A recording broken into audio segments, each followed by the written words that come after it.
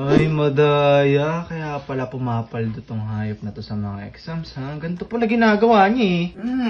Kaya pala. O, sige, tuturo ko to sa inyo guys. May na-discover kasi ako. Sa kanya ko lang din na-discover itong classmate ko na to. Kasi may classmate ako na ang taas ng score niya sa exam palagi. Minsan, highest siya sa exam namin. Tapos, nagtataka ako, pag nasa room kami, pinagmamasdan ko siya pag may mga schoolworks or activities. Ang tahimik niya pag may mga performance tasks, hindi siya leader. Pero, pagdating sa exam, ang taas ng mga grades niya. So, nagtaka ako. Tinanong ko sa kanya, not to judge him, pero ang galing eh. Paano niya nagagawa yun? So, ito pala yung ginagawa niya. Turns out na ito pala yung mga routine na ginagawa niya kapag bago mag-exam. So, tinuro niya sa akin tong website na to. Ayan, search niyo lang to sa search engine niyo or sa browser. And then, ganito yung ginagawa niya. So, dinadownload niya yung mga lesson module sa Google Classroom, no? Di ba? May Google Classroom kami or sa MS Teams kung meron kayo nun. Tapos, yung mga files na yun, i-upload niyo from local. Ayan, pinutin niyo upload files from local. So, yan, for example, etong actuators. Ayan, lesson module namin yan. Upload natin yan. So, open lang. Tapos, create kayo ng prompt na ganito. Create me a website about this lesson module for my upcoming test. Include reviewer parts and graphic, flashcards, and educational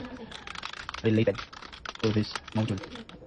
Ayan, pwede namang hindi ganito ka-exact mong gaya. Basta ang pinaka-concept, gawa kayo ng website, yan. Yung prompt niya is gawa kayo ng website na may graphic flashcards, na may videos, ganyan. Depende sa inyo kung anong atake. Basta yun. Tapos, andyan lalabas na dyan yung mga tawag dito, details. Ayun website na yun, no?